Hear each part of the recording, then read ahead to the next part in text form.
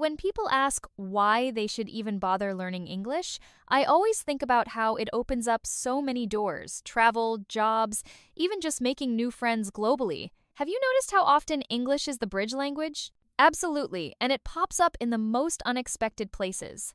I remember being in a small cafe in Prague, and the only way the customers and staff could communicate was in English. It's like the world's unofficial meeting spot. That's such a good example. And it's not just social stuff. Think about all the resources, from tech tutorials to scientific papers, mostly being in English. It's almost like you're missing out on half the internet if you don't know at least some basics.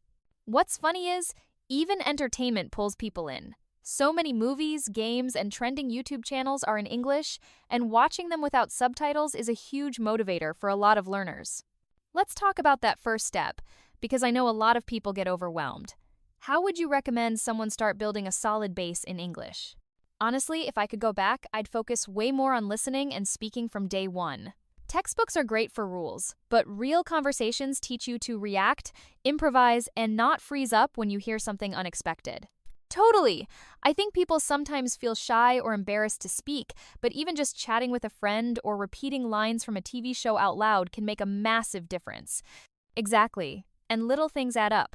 For example, labeling objects around your home with sticky notes in English, it seems silly, but it helps your brain start thinking in the language during daily life.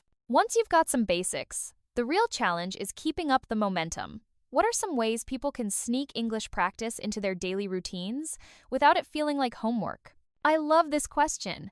One thing I did was switch my phone and social media settings to English. Suddenly, every notification or app becomes a mini lesson, and you're learning passively just by living your life. That's clever.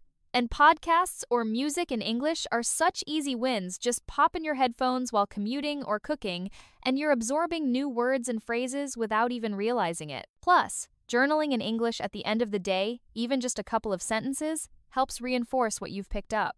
It's almost like you're teaching yourself as you go. Hitting a plateau is so common, people get frustrated when they feel stuck. What helped you push through those ruts? What kept me going was setting tiny, achievable goals. Like one week I'd focus on ordering food in English, the next I'd try to write an email. Each small win gave me just enough confidence to keep moving. I love that micro goals really do make progress visible. I've also found that mixing things up, like trying out a new podcast or switching movie genres, keeps things fresh and fun.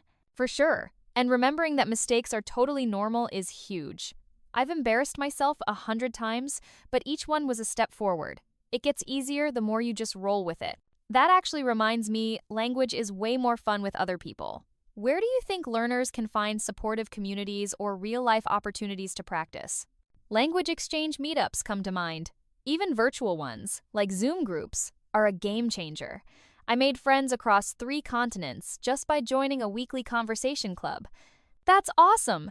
And even online forums or gaming communities can be great. Sometimes it's easier to practice with strangers because you're less worried about messing up. Completely agree. And honestly, volunteering or tutoring in English, even at a beginner level, helps too. Teaching or helping others forces you to organize your thoughts and boosts your confidence big time. Funny you mentioned confidence, because I think a lot of people are afraid of making mistakes and end up holding back. How can learners shift that mindset?